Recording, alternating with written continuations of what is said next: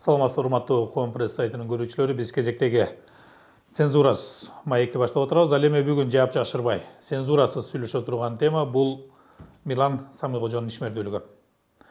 Мирлан Самыйкожо башында акын катары, анан журналист катары таанылып келди. Азыркы тапта 7-чи чакырылыштын депутаты. Кочкордогу бир мандаттуу шайлоо округунан талапкерлигин коюп, азыркы тапта мыйзам чыгаруу жаатында иштеп атасыз. Анан биринчилер суроо мындай болсун, баягы талапкерлер коюлуп баштаганда коомчулукта кайсы жактан ким чыгып атат, кайсы партияда ким экен деген кызыгуу пайда болот. Анан Мирлан Самыйкожону караганда бул акын экен. Баягы чыгармачылыкта Мирлан Самыйкожону биз баягы теледен көрүп жүргөнбүз, жалпы коомчулук. Анан ырларын окуп, ырларын угуп жүргөнбүз. Анан кийин депутат боло калганда, тагыраагы талапкер боло калганда, эми бул жыгатмак беле деген маанилер, ошол эле маанилүү сөздөр соц тармакта жайнап кетти. Бирок жыйынтык бул болду. Мирланды биз азыр жогорку кеңеште көрүп атабыз.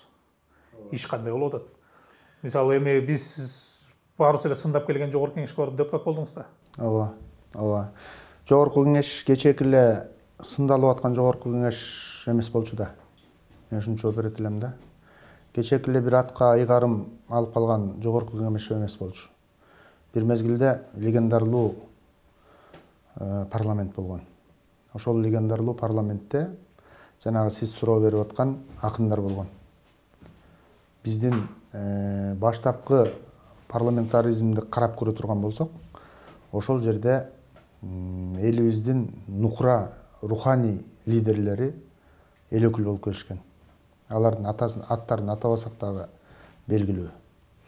Мүмкүн атасак да болот. Мына мисалы Алымкул Үсөнбаев, Замирбек Үсөнбаевдин атасы депутат болгон, Эстебес Турсуналиев депутат болгон, кечээ Дооронбек Садырбаев депутат болгон, Садык Шернияз маданияттын өкүлү ал депутат болгон, Каныбек Иманалиев өңдүүлөр, журналисттер депутат болуп келген. Анан акын жыргатмак беле, акын кантип депутат болот деген суроону берип атпайсызбы? Ошондой соц тармактарда жайылды. Биз эл аралап жүргөндө дагы айттык ошол үгүт иштеринде. Биздин оппоненттерибиз дагы ошондой сөздөрдү айтып аткан үчүн. Демек жалаң эле коомчулугубуз оппоненттерди ошо басым жазады да. Басым жазады. Мирлан акын барып эмне кылышат, ал жака барып ыр жазабы деген сыяктуу сөздөр болот да. Ооба. Ыр дагы бул Кудайдын берген белеги. Анан биз айттык, эгер биз бүгүн ырды кандай жазсак, эртең Кудай колдоп эл шайлап өтө турган болсок, мыйзамды да ошондой жазабыз. Ташка, тамга баскандай жазабыз. Аны жазып эле эмес, көзөмөлдөй алабыз. Анткени ким каякта кандай окуп атат дегенде. Ким кандай мыйзам жазып атат. Ооба, акын эмес, башкалар келишти, көрүп атабыз. Бирок алардын ишмердүүлүгү кандай болду деген да бир солдойгон соол бар да, туурабы? Биз бүгүн жөн эле көңдөй көкүрөктү ургулай бербешибиз керек. Биз парламент десе каяка баратканыбызды билишибиз керек дедик. Парламент деген балык баккан аквариум эмес. Эми азыр абал кандай болду? Ошол балык бакпаган аквариумга келдиңиздер. Ал жерде эми жогорку кеңеште бир нече кызыкчылыктар бар да. Ал жерде ошол эле бизнес-клуб кайсы бир адамдар үчүн. Анткени алар олигархтар келди, алар өздөрүнүн мыйзамдарын жолуп сөздөрүнүн лоббисин түрткүлөйт. Анткени мен эгер бизнесмен болуп барып кала турган болсом, мен акча табышым керек. Ал үчүн мен мыйзамдарды ылайыкташтырышым керек. Кээ бирлер үчүн ал жер саясат. Ал өзүнүн ордун табыш үчүн, а кимдер үчүн мыйзам чыгаруу, а кимдер үчүн жөн эле жумуш. Мандат да. А сизге кандай болуп атат? Эмне кылып атасыздар? Жаштар бийликти да уктуп элек. Мисалы, ошол бир мандаттуу округтарына шайланып келген жаштар өзүнчө биригиптир, активдүү жаштар деп. Азыр эмне кылып атасыздар? Бириккен боюнча эле үн чыкпай калды. Кыргызда бир жакшы сөз бар да. Ар ким кычышкан жерин тырмайт дейт. Мисалы, кимге эмне керек болсо ошого жүткүнөт. Мүмкүн кимдир бирөөгө эмне керек болсо ошого ылайыктуу иштешет. Бизге эмне керек? Бизге бир байрагы бар, бир гимни бар, бир герпи бар, эгемендүү мамлекет керек. Эртең биз элдин үнүн жеткире турган жерге келдик. Элдин үнүн жеткизип, элге иштеген мыйзамдарды жазышыбыз керек. Биздин максат ошол. Биз арк кас бергич эмеспиз. Биз жол салып бергич эмеспиз. Биз мыйзам чыгаруу бийлигине бардык. Биз аткаруу бийлигине барган жокпуз да. Кандай мыйзамдарды пландап атасыздар? Мыйзамдарды мынакей азыр биздин Аманкан Кенжебаев деген ошол бир мандаттуу сокулуктан шайланып келген депутат экөөбүз педагогдордун укугу боюнча мыйзам демилгелеп чыктык. Азыр коомдук талкууда. Муну эмнеге демилгелеп чыктык? Биз бүгүн билимдин доору жүрүп аткан мезгилде билим менен кадам таштап, билим менен күрөшүшүбүз керек. Татыктуу күрөшүшүбүз керек. Билим алып күрөшүшүбүз керек болот, да? Ооба, билим менен күрөшүү деген сөз өзү. Биз билим менен күрөшө албай калып атпайбызбы? Билимдин деңгээлине жетпей калып атпайбызбы? Ийне менен кудук касканга барабар деп коебуз, ийнебиз чокка салбай атпайбызбы? Азыр ошон үчүн бул жерде баягы педагогдорду көрүп атасыздар, азыр бул өтө көйгөйлүү маселеге айланып баратат да. Окуучулар жулмалап атканы, чапкылап атканы, түрткүлөп атканы, сөккүлөп атканы бул акылга сыйбай турган. Биздин наркыбызга дагы, биздин салтыбызга дагы, биздин ыйманыбызга дагы туура келбей турган нерсе да. Мугалимди биз мөмөлүү дарак десек, анда ошол мөмөлөр өзүнүн бутагын жеген мөмө болобу? Бутагын сындырган мөмө болобу? Бул жерден ойлонуш керек. Мугалим эне, мугалим ата, мугалим ага, мугалим эже. Биз салтыбызда ошол энесиндей болгон адамды барып окуучу сөгүп атат да, мисалы. Бүгүн мугалимди сөккөн бала эртең энесин сөгөт. Бүгүн мугалимди сотко берген бала эртең атасын сотко берет. Ошон үчүн бул жерде биз мыйзамды демилгелеп атканыбыздын себеби ошол. Албетте балага ата-эне милдеттүү. Ошол жаш курагы жетилгенге чейин ата-энеге болгон айыптар коюлуп атат. Бул мыйзам азыр талкууда, коомдук талкууда. Коомубуздан дагы пикирлерди алып атабыз. Биздин азыркы биринчи мыйзамыбыз ушул болуп баратат. Башкача айтканда, эгерде мен окуучу катары кайсыл иштерди кылсам мен ата-энем айыптар тартат мыйзам боюнча. Эгер сиз жазып аткан мыйзам боюнча. Биз жазып аткан мыйзам боюнча, эгер сиз окуучу болсоңуз, сиз мектепке барып чалпоо болсоңуз, көзүңүзгө эч нерсе көрүнбөй, ата-энеңиздин акчасына маарып аткан болсоңуз дагы барып алып, мугалимди тоготпой, аны шылдыңдап, күлүп, келип мугалим бир нерсе десе тура калып сес көрсөтүп, аны ары түртүп, телефонго тартып, шылдыңдап, чаап, ушуга чейин барып атышпайбы? Мына мугалимдерибиз ишин таштап кетип атат. Ал инсульт болуп больницага жатып калып атат. Бул эмне деген?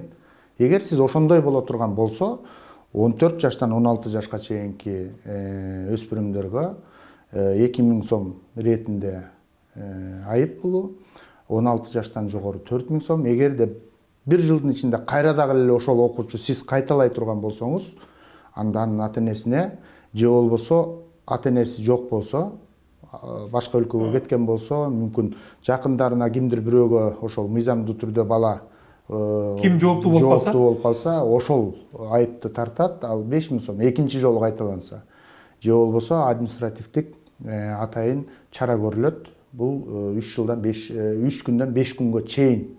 Окуучунун өзүн эмес, ата-энесин камоо каралып атат. Демек мен бир бейбаштыкты мектепте 2 жолу кыла турган болсом, мен атамды 3 жолу кылып кайталай турган болсом, мен ата-энемди 3 күндөн 5 күнгө чейин камап коет. Камап койсо болот. Ушул мыйзамда ушул бар да. Себеби ата-эне жооптуу болуш керек, балдарды камабаш керек. Эгер биз балдарды камоо менен өзү коомду жакшырта албайбыз да. Камоо бул өспүрүмдү камаса, анын психологиясына доо кетет. Эми дагы бир нерсе бар да, мисалы ошол эле окуучу мугалимге кылган терс нерсесин далилдеш керек, бул биринчиси. Макул, далилин таптык дейли.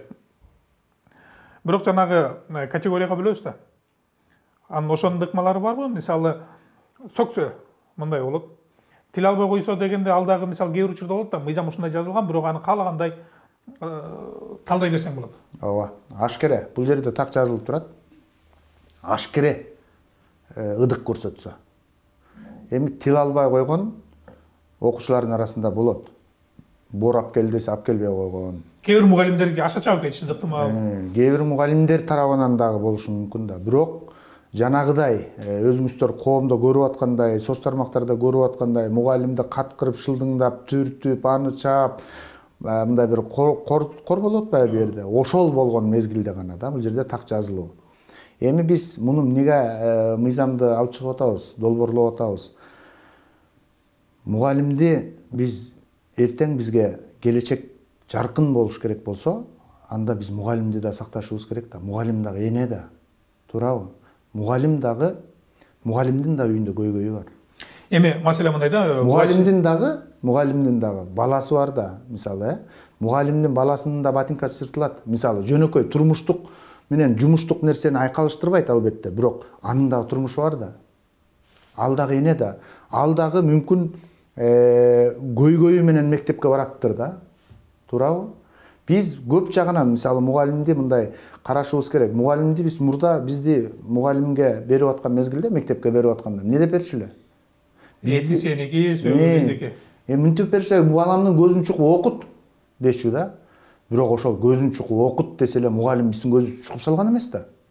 Туурабы?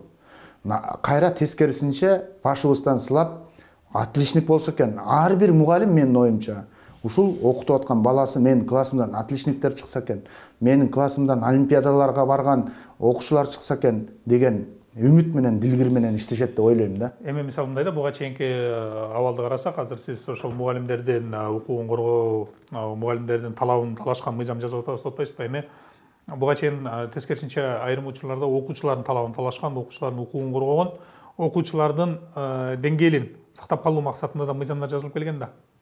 Мисалы, ошону урганга болбойт. Жагы дагы көптөгөн пункттар бар. Эми ошол мыйзамды жазган, же болбосо ошол мыйзамга себепкер болгон тараптар менен кандай болуп атат? Алар деле бир кайсы бир деңгээлде каршы чыгып, же болбосо тескерисинче сиздер менен биригип жардамдашып чогуу иштешип атабы, же азырынча эч ким жокпу? Азыр каршы чыккан же колдогон? Биз ушул мыйзамды коомдук талкууга койдук да. Коомдук талкууда турат. Ошол балдардын укугу боюнча мектепте жеткиликтүү мыйзам бар. Балдардын укугу боюнча. Андан сырткары балдардын укугу боюнча ар кандай коомдук жарандардан сунушталган же болбосо бирикмелерден сунушталган ошондой мыйзамдар бар коргоо боюнча, балдардын укугун коргоо депчи. Бирок биз дагы бир нерсени эсибизден чыгарбаш керек. Канча мыйзамдар жазылды биздин өлкөдө мүмкүн, дагы жазылып атат. Ошол мыйзамдардын жарымы иштесе, жарымы иштебей келди да. Туурабы? Бирок биз кыргыз болуп сакталып келатканыбыздын бирден бир себеби жазылбаган мыйзамдар менен жашап келатабыз да. Улуттук наркыбыз менен, наслибиз менен, ыйманыбыз менен жашап келатабыз да. Туурабы? Качан эле баланын укугу болуп, анан баласы атасын сотко бериш керек деген нерсе бар эле. Бизде ушул бар беле. Эгерде балаң бүгүн, балаңды сен тарбиялай албай атсаң, сен балаңа көз каранды болуп, анын көзүн карап, кокуй мени балам сотко берип салбасын. Сен эмне жаман окуп атасың? Сен каяка баратасың? Каяктан келатасың деп сураганга атасынын мүмкүнчүлүгү болбой калса, анда бул биздин жанагы жазылбаган мыйзамыбызга доо кетет да. Анда ээн баштык башталат да, туурабы? Эми ушуга келгенде биз баягы салттык, ошол эле мураска келаткан көз караштар менен карап атабыз да, бирок бул көз карашка каршы чыккандагы тараптар бар да. Мисалы, бүгүн 21-кылым сенин айтканың кечирип кой, ал 19-кылымда же болбосо андан аркы жака барып такалат. Же болбосо кечинки социалисттик убакытка такалат. Биз азыр башка жашоодобуз. Азыр сен деген көз караштар бар. Түшүнүп атам. Азыр мен мисалы кечирип кой, мен сен ал көз карашың архаикалык көз караш, мен азыр мен башкача жашашым керек деген бар. Ал топтор кандай? Байланыштар барбы? Каршы чыгып, же болбосо колдоп, же алар унчук элекпи?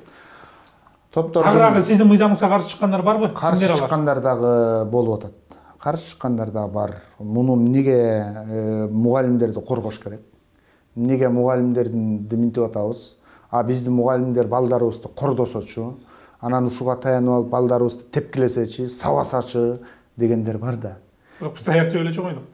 Биз таяк жеп эле чоңойдук. Эми биз аны айтсак азыр ошол тарапташтарга жакпайт да, таяк жеп эле чоңое бериш керекпи? Анан балдар жалтаң болуп калат. Анан балдар өзүнүн оюн айта албай калат. Анан балдар минтип калат, анан балдар антип калат дейт да. Туура.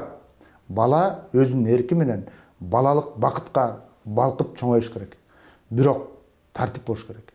Бала деген бала, баары бир бала. Сен балага туура багыт бер. Эгерде сенин балаң мугалимди жамандап келсе, биз мугалимди жамандап барчу элек. Мугалимди жамандап барат деген оюбузда болгон эмес. Биз жамандап барсак өз тилибизде. Эгер жамандай турган бала болсо, эмне деп атасың дечү. Болбойт, мугалимге антпе дечү. Эми да бир нерсе бар. Бу жерде мындай да, анда мугалимдерге ээн эркин эле баарына ушундай болуп калабы деген нерсе болушу мүмкүн да. Жок. Мына, сиз мисалы балаңыз бар. Туурабы? Мектепте окуйбу? Окуйт. Окуйт. Сиз балаңыздын сабагына катыштыңыз беле? Жок, мен өзүм катышкан эмес, бирок катышканбыз. Ата-энелерге мал менен ачык сабактар болуп турат. Ата-энелерге ачык сабактар болуп турат. Ага барат, ата-энелердин чогулушуна барат. Бирок сиздин эсиңиздеби? Биздин ата-энелерибиз, бизге айтпай, мугалимге айтпай, эшикти тыкылдатып кирип, айтпай дебей эле артка отуруп сабакка катышчу эмес беле? Ошондо мугалимдин дагы деңгээлин анализдеп алчу. Баланын деңгээлин дагы анализдеп алчу. Биз ошондо ойлойт, мен азыр ошону ойлоп атам да, мүмкүн ошол мугалим биздин дневнигибизди, күндөлүгүбүздү карап, баабыз төмөндөп баратса барчу экен да. Ушул балам эмне болуп атат ушул сабагынан деп. Ал 5 саат болсо, 5 саат отурчу эмес ата-эне. Бир сабакка барып катышып кетип калчу энебиз, апабыз. Мисалы да, эжебиз. Анан ошону барып карап, аны менен барып урушуп, чачташып, мушташып, тепкилебей эле жакшынакай кылып экөөнүн деңгээлин салыштырып көрчү. Балама татыктуу билим берип атабы же басмырлап атабы деген сыяктуу нерселер болчу да. Азыр деле ушул бар да. Ким кой дейт мисалы ата-энени. Азыр ата-эне баласынын сабагына барбайт. Ал тургайт. Тапшырмасын толуктабаган айрым ата-энелер бар. Айрым дейилчи. Айрым ата-энелер бар. Биз мисалы мындай деген нерсе бар да, ушу балага келгенде, Элдар мырза. Элдар мырза деп коем. Эрмек мырза. Бала бакча куруп бергиле дейт. Туурабы? Бизде бала бакча жок дегендер көп да азыр, жерлерде. Бирок бала бакча эчтеке жетпейт. Жетпейт. Мен буга мынтип жооп берет элем да. Бала бакчаны мен да куруп бере алам. Ал да куруп бере алат. Эл да куруп бере алат, мамлекет да куруп бере алат. Бирок биз эң оболу балдарыбыздын жан дүйнөсүнө бала бакча куруп бербейлиби? Биз бала бакчага балдарды кантип апарып атабыз? Эртең менен апарып бала бакчага киргизебиз. 5 саат жаныбызда болбош үчүн. Колубуз бошураак болуш керек, ишти турушубуз керек, жей салып алышыбыз керек. Ошол эле. Кечинде алып келебиз, колуна телефон беребиз баланын. Болду. Эми салыштырып көрүңүз. Малды да ушинтип багабыз. Айылда. Эртең менен кесүүгө чыгарабыз, кечинде тозуп алабыз, жемин берип, жакшыраак карайбыз балага караганда. Чөбүн берип, жылуу кепеге киргизип коебуз. Артап калбасын, же да Экөө салыштырып, мына биз баланы дагы, үйүңдөгү карыяны дагы ушундай мамиле кылып калдык да. Мал баккандай элечи. Биз бала бакчадан баштап кандай билим алып атат? Мына бүгүн энелер, апалар, жаш энелер балдарына жомок окуп береби? Мисалы, балдарына көңүл буруп, балдары менен сүйлөшүп, могу баламдын могуга ушул эмеси бар экен дейби, шыгы бар экен, ыгы бар экен дейби? Тааныш эмес болуп баратабыз да. Биз бала менен эненин ортосундагы ажырымды жаратып баратабыз да. Эми бул мыйзамга такалсак кайрадан. Эми мыйзамда азыр ошол мугалимдердин мындайча айтканда укугу корголуп атат. Ошол эле маалда жанагы ата-эненин жоопкерчилиги көтөрүлүп атат. Эми дагы кандай рычагдар бар? Мисалы мындай окуялар болуп калат да. Мектепте эгерде окуучу бейбаштык кыла турган болсо, мугалим жооп берет. Кээ бир учурда мектептин дарбазасынан сыртка чыгып дагы окуучу бейбаштык кылса мугалимден сурай берет. Ошол эле маалда мугалим окуучуга бир нерсе айта турган болсо, анда мугалимдин акысы жок. Мисалы азыр бизде баягы бюджеттик мекемелерде так ушул мугалимдер өтө бир көйгөйлүү абалда калды. Бул жанагы сиз айтып аткан мыйзамда эми ал жагы каралса керек. Ага токтолбой эле коелу. Болгону ушул билим берүү тармагындагы жалпы карап атасыздарбы же жөн эле мугалим менен окуучунун ортосундагы мамилеби? Себеп дегенде аймактардан чыгып атышат. Көбүнчө мектептерде аттестациядан өтүү деген маселе бар экен. Мисалы, сиз мектеп директору болсоңуз, сиз 99 беттен турган, мен азыр салыштырып айтып атам, 99 беттен турган канча бир көлөмдүү документтер канча бир санга бөлүнгөн. Мындай болуш керек, тигиндей болуш керек деп пункттарга бөлүнгөн документтерди даярдашыңыз керек. Анан даярдаганда мен бул министрликтен барып, мен ошону текшерем. Анан сиз кайсы бир жерден кычыктап чыгам да, аны өткөрбөй коем. Эгерде сиз өтпөй калсаңыз, сиз окуучуларыңызга аттестат бергенге укугуңуз жок. Тагыраагы сиз 11 жыл окуткан, 10 жыл окуткан окуучуңузга аттестат бере албайсыз. Бул жерде кандай болот? Мектеп директору, мектеп кайсы бир жолдон акча таап, мага акча бересиз. Анан мен кол коюп берем. Ал акча азыркы биз доллар менен сүйлөшкөнүп калдык, $1000 турат экен. Азыр аймак, азыр ушу күндө. Азыр ушу күндө кече директорлор чыгып атат. Биз азыр ошол аттестациянын документтери менен отурабыз дейт. Бизде кечирип кой дейт, биякта жүздөгөн окуучуларыбыз турат дейт. Жок, биз окуучуларды уnuттук дейт. Азыр мугалимдердин тобу отуруп алып, ошол жана бизде 5 минутка деп койчу эмес беле мектепте окуп жүргөндө. Ошол мугалимдер жамааты отуруп алып, ошол нерсени жазып атабыз. Биз юрист эмеспиз дейт. Бизге министрлик ошол документтерди берсин, макул биз ошо аттестацияга даярдана алайык. Жок, биз өзүбүз даярдап атабыз дейт. Анан болгондо да министрликтен барып текшерет дейт, текшерип туруп анан акчасын алып кетет дейт. Бербегендер болду, аттестат бере албай калат дейт. Эми карап көрүңүз, ушул жерде бул биздин коррупциянын тамырлашканын бир тамыры да. Эгер ошондой болуп атканы чын болсо, эгер жанагы аттестациянын негизинде акча талап кылып аткан болсо директордон да, эми муну тыкыр көзөмөлдөш керек. Чындап эле биз ошол министрлик тарабынан барып алып, мектеп директори анын көңүлүнө шайкаш келбесе, же болбосо ал акчасын бербей койсо, аны директорлуктан кетирип, жанагындай 90 беттик том жаздырып, томуктай бир нерсеге байлабаш керек да. Бул жерде мына биз эми азыр билим берүү министри да жаңы келди кайрадан экинчи жолу. Орун басары да калмашып атат азыр. Бул боюнча эгер кагаз жүзүндө кайрылуулар болсо, биз аны көзөмөлгө алып, министрликке тапшырып, алардан кайра жообун алганга аракет кылабыз. Болгону бир нерсе бар да, мисалы мен директор катары сизге арыз жаздым экөөттөн, ал министрликке жетти, бирок мен директор катары эртең жумуштан кетем. Анткени министрлик, ал булар мындай купуя менен айтышууга мажбур болчу. Бул жерге келгенде сиздер ошол билим берүү тармагында дагы бир өзгөртүүнү бир карай аласыздарбы? Албетте, жогорку кеңеште комитеттер иштейт. Комитеттер бар. Билим берүү тармагына жооптуу социалдык комитет бар. Социалдык комитетти билесиздер, ошол жерде билим берүү бар, маданият бар, медицина бар, спорт бар. Ошол комитетке комитет тыкыр караш керек. Ушул билим берүүнүн сапаты кандай болуп атат? Ошол аттестациянын негизи эмне? Анын маңызы эмне? Ал кандай деңгээлде өткөрүлүп атат? Ачык түрдө өткөрүлүп атабы? Мүмкүн комиссияга кайсы бир бейтарап адамдардан да кошулуш керек да, адистерденчи кошулушу керек. Бул жерде такыр эле тиги кулкундан алып, аны кыкынтып директордун жүрөгүнүн ушун алган бул болбогон нерсе. Биз айтып атпайбызбы? Мугалимге дагы мүмкүнчүлүк бериш керек да. Сиз айтып аткандай алар юрист эмес. Алар 90 беттик том жаза турган адабиятчы эмес да. Же болбосо мыйзам чыгарбайт да. Алар өзүлөрүнүн ошол ишмердүүлүгү боюнча ички мыйзамы бар. Ошонун негизинде гана иштеш керек. Аны дагы бир ирет кайталап айткым келет. Биз мугалимдерге туш тараптан ар кандай чабуулдарды кылбашыбыз керек. Мугалим деген өзүнүн билимин берүүгө даярданыш керек. Конспектисин окуш керек. Туурабы? Аны кайра окуучуларга түшүндүрүп бериш керек. Эми дагы бир нерсе, мисалы мындай экинчи тарабы бар. Ар бир нерсенин экинчи бети бар да. Бүгүн мугалимдердин дагы билим деңгээлин карашыбыз керек. Карашы керек. Айрым учурларда мындай болуп атат. Кече коррупциялык жол менен, мисалы, дипломду сатып алгандар бар. Сатып албаса дагы окуп, бирок акча менен бүтүргөн, билим албай окуп бүткөн айрым мугалимдер бар.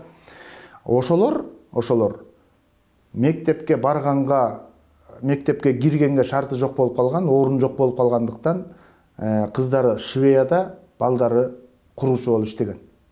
Анан документтин фамилиясын өткөрүп коюп, мезгили келгенде, орун болгондо Швециясын тыштап мектепке келишкен. Ошолор да билим берип атат. Ортодо 3 жыл, 4 жыл башка кесипте иштеп, анан мугалим болуп келгендер дагы айрым учурларда кездешет экен да, бул нерсечи. Эмек системалуу түрдө бардыгын такташ керек. Эми карап чыгыш керек. Бул мугалимдердин билим берүү системасында көп баягы татаалдыктарды карап чыгып, өзүнүн эле нугуна салып коюш керек деп ойлойм. Демек азыр сиз мугалимдер жана окуучулардын жоопкерчилиги, ата-энелердин жоопкерчилиги боюнча мыйзам бүткөндөн кийин бул жакка кайрыласыздар анда. Эми азыркы тапта ошол жабыркаган мугалимдер, директорлор жеке сизге кайрыла алабы? Купуя болобу, же болбосо ачык бир арыз жазып кайрыла алат? Кайрылат. Анда биздин эгерде азыркы маегибизди көрүп жаткан ошол мектеп директору же окуучулар, мугалимдер боло турган болсо, жабыркаганда, макул окуучудан жабыркасын, макул ошол эле министрликтин иш аракетинен жабыркасын, анда айталы Мирлан Самикожого өзүңүздөрдүн арызыңыздар менен кайрылыңыздар, макул купуя түрдө, макул өзүңүздөрдүн так дарек аты жөнүңүздөр менен бул нерсени министрликке сиз жеткирип коесуз. Мыйзамдуу түрдө баарын так карап жеткиргенге биз аракет кылабыз, айтып атабыз. Мына мугалимдерди биз колдошубуз керек. Эми буюрса, мындан кийин эмне мыйзамдар жазасыздар? Мындан кийин жанагы салтка жараша эмес, шартка жараша деп коет го кыргыз. Элге иштей турган мыйзамдарды жазышыбыз керек. Элге иштей турган кайсы зарылчылык бар. Мисалы, жөлөк пулдар бар. Туурабы? Жөлөк пулдарда чийкилик бар. Ал жерде сен атаң менен жашасаң, пособие албайсың дегендер бар. Атаң сени пенсия алат. Атаң пенсия алат, сенин үйүңдө 3 коюң бар, 1 торпоңуң бар, же телевизоруң бар, же холодильнигиң бар деген сыяктуу маселелер бар да. Насыя алса да өлө калат. Ушул сыяктуу маселелерибиз бар да. А бирок айыл жеринде, элет жеринде пособие менен жашаган үй бүлөлөр бар да. Алар балдары ошол пособиясы аркылуу кийимин кийгизип, курсагын тойгузуп аткандар бар да. Ошолор үчүн мыйзамды карап чыгышыбыз керек. Бул бир. Ушунун эле дагы бир экинчи жагы бар бирок. Биз дайыма экинчи жагын алып жүрүшүбүз керек да. Ооба, мамлекет берсин бизге. Менин баламды да мамлекет баксын дебеш керек. Ата, эне эмес, ата. Кайсыл элде жүдөө күтсө зайыпты, ошол элдин уулуна кой айыпты дейт. Туурабы? Бизде дардайып үйдө жатып алып, жада калса агоротунун же дарбазасын жыгылып калса ошону көтөрбөгөн эркектер бар. Жарандарыбыз бар, замандаштарыбыз бар. Туурабы? Үйдө жата берет да, дардайыпчы. Мамлекет кылбай атат. Неге пособие бербей атат? Неге мени карабай атат? Сен биринчи өзүңдүн тосмоңду жакшылап тос. Жок дегенде. Туурабы? Неге сен чөбүңдү башканын уyu жеп кетип атат? Сен тоспогонуң үчүн жеп кетип атат да, туурабы? Сен 6 саның аман, чыгып иште, эмгек кыл, үйүңө нан таап кел, жок дегенде. Анан мамлекетте жардам берет. Анан Кудай деле бул нерсени жакшы көрөт да, туурабы? Аракет кылганды жакшы көрөт да. Кудай деле бергенди жакшы көрөт да, туурабы? Анан бизде алма ошосума түштү эле неге жамгыр жаап атат, өкмөт эмне кылып атат деген болбойт. Мисалы да, ар бир нерсенин эки тарабы бар да. Биз ушул нерсени мисалы ошол эле жөлөк пулга келгенде, ошол жөлөк пулду ала турган үй бүлөнүн атасы дагы эмне иш кылып атат? Ага дагы милдеттеме артышыбыз керек. Үйдө эле жата бербей, кичине эмгек кыл сен дагы. Бүт эле баарын мен мага кылыш керек дебегиле, андай болбойт. Тем более азыр мына биздин заман андайга баратпай атат, туурабы? Баары ошол ишмердүүлүк менен алектенип атат. Жалкоолук баары бир адамдын турмуштук өзүнүн үй бүлөлүк экономикасын түшүрөт да. Эми ал мыйзамдар болот экен. Мыйзам чыгарууга келгениңизде кайра токтололу, депутат болуп келгениңизде. Мисалы, айрымдар партия менен барды, айрымдар жеке менен барды. Эмне себептен жеке бир округтан өзүңүздүн талапкерлигиңизди койдуңуз? Эмне үчүн Кочкор? Азыр өзүңүздөр билесиздер, мына президентибиз келгенде баш мыйзам өзгөрдү. Баш мыйзам өзгөргөнүн негизинде аралаш системадагы шайлоо киргизилди. Бул жерде пропорционалдуу, анан мажоритардык бир мандаттуу округтан деп. Мен бир мандаттууну тандап алган себебим партия менен баргым келген жок. Партия менен. Анткени өзүңүздөр билгендей, биз барып чүлүктөнүп, биз барып ооздукталып калабыз дедим. Өзүнчө топ түздүңүздөр да. Анда деле топтун көз карашын карап калыш керек болот да. Топтун көз карашы бирдей да. Биз ал жерде баарыбыз бир мандаттуу округтан келген депутаттарбыз да. Ал жерде баарыбыздын көйгөйлөрүбүз окшош. Баарыбыздын келген жолубуз окшош. Баарыбыздын отурган олутубуз окшош, баары бирдей да. Ошон үчүн кандайдыр бир партия менен келе турган болсоң, сен айтайын деген сөзүңдү айта албай калышың мүмкүн да. Партиянын саясатына ылайыктуу. Түшүнүктүү. Анан дагы Кочкордон деп атабыз. Мен өзүм ошол Актала деген жерден болом. Туурабы? Анан Актала району, Жумгал району, анан Кочкор району бир округ болду. 3 район бир округ. 100 000 шайлоочу делди да. Ошон үчүн биздин 36-округ Кочкор округу деп аталып калган. Эми дагы ушул жерден дагы суроо болот. Кече дагы ушул коногубуз менен так ушул суроону бердим.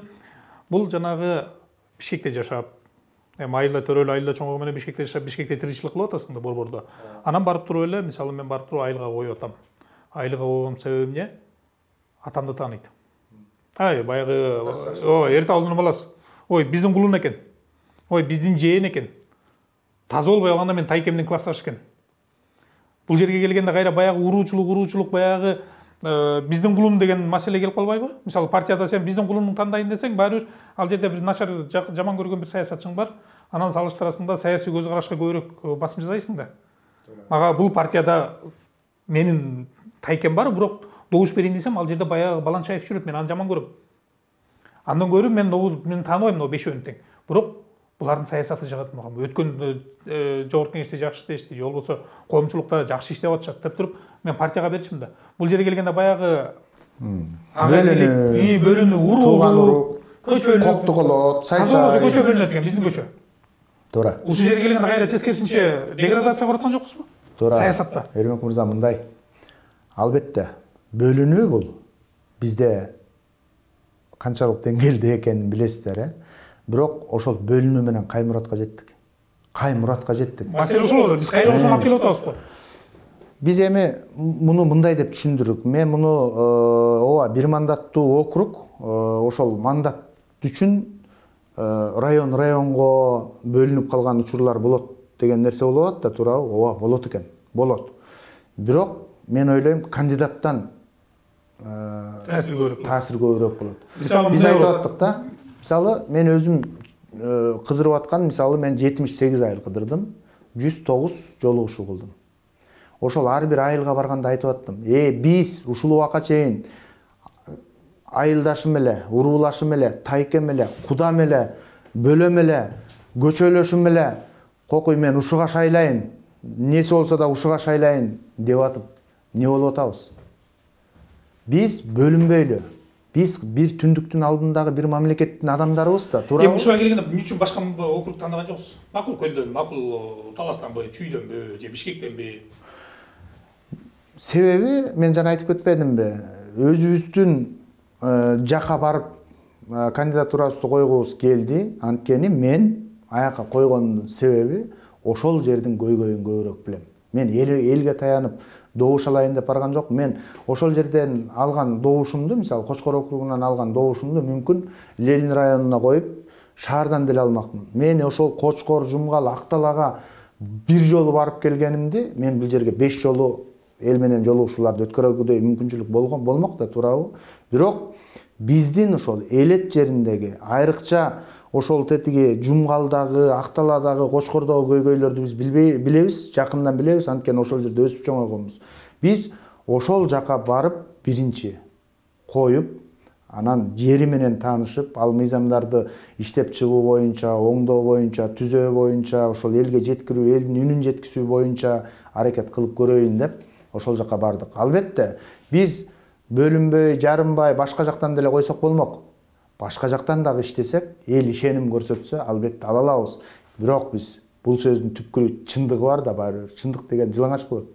Эгерде мен сиз айтып аткандай Көлдөн койсом, же Таластан же Оштон койсом, ой бул нарындык бияка эмне коёт деп шайлабай коюшу дагы мүмкүн. Бул биздин элибиздин көз карашынын дайыр эместигинде. Айла жок, биз азыркы көз карашка, азыркы реалийге баш ийишибиз керек. Албетте. Ошого баш ийип атабыз. Айла жок, ага багытталып атканбыз. Бирок кийин биз ушул нерсени жок кылышыбыз керек. Бул менин кулунум эле, өз корообуздан теке салалы деген сыяктуу нерселер жок болуш керек. Баары топок саман канатынан ашпай калат, өзүңдүн топогуңду шайлоо. Биз мурдубуздан алысты көрбөй калабыз. Башкаларды салыштырып карап көрүшүбүз керек. Башка өлкөлөрдү салыштырып карап көрүшүбүз керек.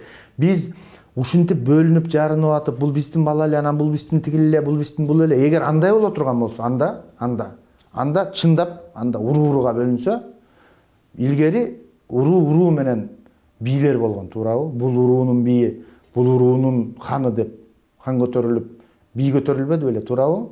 Бирок жоопкерчилиги экесе болбоду беле? Мисалы, сиздин урууңуз кайсы? Кушчу. Кушчудан мына Эрмек мырза, сиз бий болдуңуз. же эл өкүлү болдуңуз. Сиз туура эмес сүйлөсөңүз, же туура эмес иш кылсаңыз, жер сатсаңыз, же болбосо эл бузган сөз чыгарсаңыз, мисалы да, кушчу уруусу уят болчу да. Сиз бүтүндөй бул жака барыш керек азыр бизде. Же баягы мисалы аталарыбыз эмес, бабаларыбыз жашаган мыйзамды алып келип бүгүнкү ылайыкташтырыш керек. Эгер андай боло турган болсо да. Же болбосо биз жанагыны жеңип чыгышыбыз керек, көз карашты. Бүгүнкү күндө көз карашты жеңип чыгышыбыз керек. Бирок менин оюмча, баягы ооба, тарыхты эч качан унутпашыбыз керек. Бирок азыр коом башка менен өнүгүп баратат. Биз алакандай эле кыргыз элибиз да, туурабы? Кыргызстаныбыз кичинекей эле да. Биз каяка бөлүнөбүз? Биз бөлүнүп кай муратка жетебиз? Манас атабызда да айтылган бул сөз. Бөлүнбө, кыргыз бөлүнбө, бөлүнсөң бөрү жеп кетет. Бөлүнүп калды булар деп бөлөктөргө кеп кетет. Бөлүнгөнүн укканда бөрүлөр бөлүп жеп кетет деп эле. Түшүнүктүү. Эми ишиңизге ийгилик каалайлы. Буйруса биз сиздин мыйзамыңыз менен мугалимдердин корголушун көрүп алат экенбиз. Андан кийинки мыйзамдар менен билим берүү тармагындагы бүт реформаларды дагы көрүп баштайбыз. Эми балким өзүбүз көрбөй калсак дагы балдарыбыз, биздин балдардын балдары дагы бул жактан татыктуу билим алып чыгат деп ишенеле. Урматтуу Коом пресс сайтынын көрүүчүлөрү, биз кезектеги цензурасыз маекте жыйынтык кылып жатабыз. Бүгүнкү коногубуз акын жана ошондой эле 7-чи чакырылыштын депутаты Мирлан Самикожо болду. Белгилей кетүүчү нерсе, азыркы тапта ушул жаш депутаттардан турган топ Мирлан Самикожонун биргеликте мугалимдердин укугун коргоо, окуучулардын алдында жана ата-энелердин алдында баса белгилеп кетиш керек боюнча мыйзам жазып атышат. Бул мыйзам ишке ашпала турган болсо, анын дагы өзүнүн келечекте көрүп жатарбыз пайдасын, балким зыянын. Мындан сырткары да мугалимдерге жана ошол эле мектеп директорлоруна дагы белгилеп баса айта кетели. Эгерде жогорудагыдай билим берүү министрлигинен же болбосо жанагындай текшерүү тармагынан ыдыктар боло турган болсо, биздин депутатка кайрылыңыздар арыз түрүндө. Депутат дагы өзүнүн мүмкүнчүлүгүнө жараша сиздердин маселеңиздерди чечип берүүгө даярдыгын билдирди. Мыйзам жолунда. Мыйзам жолунда. Эрмек мырза, бир нерсеге түзөтүү киргизип коеюн, кечирип коесуз. Жанагы жаштар тобу деп атпайсызбы? Биздин топтучу, элдик топту. Бул жерде жалаң эле жаштар эмеспиз. Бир мандаттуу шайланып келген депутаттар. Себеби аксакалдарыбыз бар. Малиевге өңдөгөн, Акбөкөн агабызга өңдөгөн, Аманкан мырзага окшогон биздин агаларыбыз, аксакалдарыбыз да бар ал топтун ичинде. Демек, бир мандаттуу келгендер өзүнчө бир элдик топ. Бейформал фракция экенсиздер да. Элдик топ деп атат. Элдик топ. Анда билсе, биз бүгүнкү маегибизди жыйынтыктайбыз. Кийинки жолугушканга чейин жакшы туруңуздар.